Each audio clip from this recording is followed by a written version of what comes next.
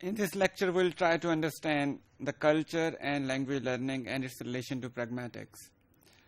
We know that language learning, especially second language learning, is very much related to the culture in which it is being taught, both the culture of the language which is being taught as well as the native culture of the speakers.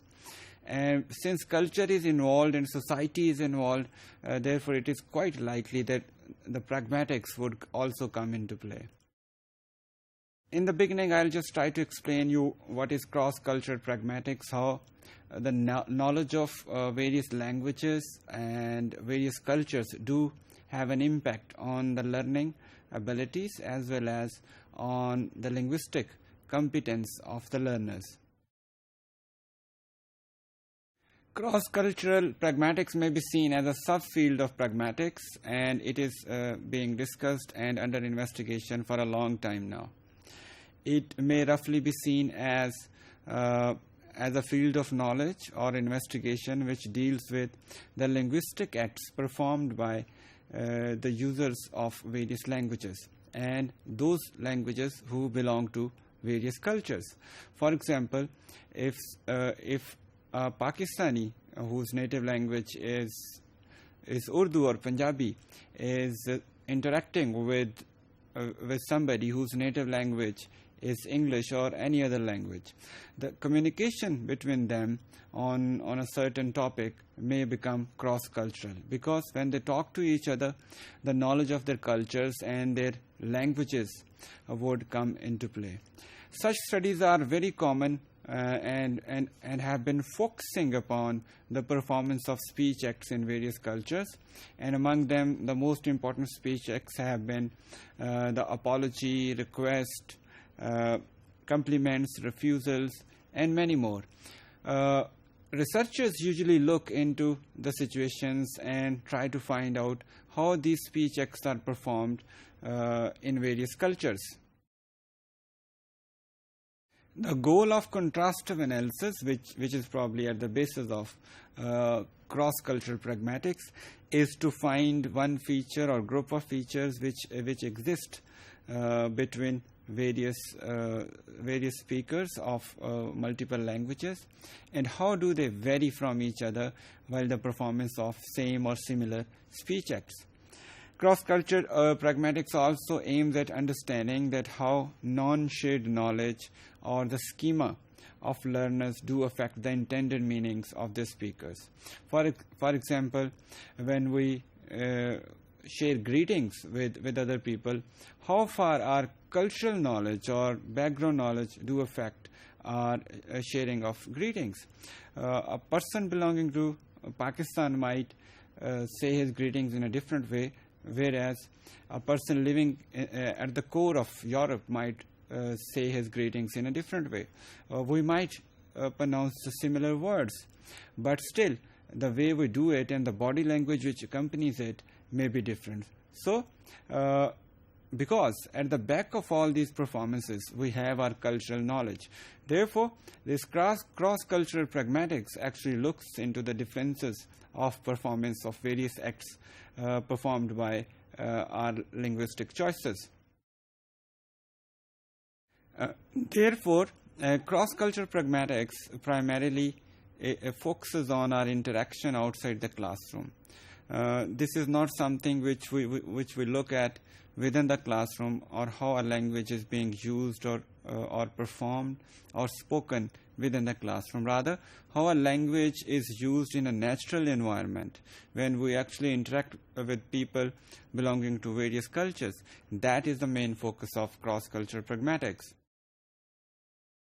And that's why we say that cross-cultural pragmatics focuses on values and beliefs of the speakers of various languages which are under study. And I would like to mention here that the culture which is under discussion in cross-cultural pragmatics is not the one which is capital C, and which is in most cases is the culture, art, or music of a certain area. Rather, in cross-cultural pragmatics, we focus on the culture as a set of values and beliefs of a people living in a certain community. because we generally assume that these values and beliefs play an important role in the shaping of linguistic choices of the people living in a certain culture. And when they use those choices, we could go back and see their cultural background through their linguistic choices. That's why these beliefs and values are important in cross-cultural pragmatics. Intended meanings are those which we want to convey through our conversation, are those which we do convey though they are mediated by linguistic choices or linguistic items we utter, but they are mediated also by our cultural background. So certain words said in a certain setting may be interpreted or misinterpreted based on the cultural beliefs of that setting. A kind of apology which is acceptable in one culture may not be acceptable in another culture.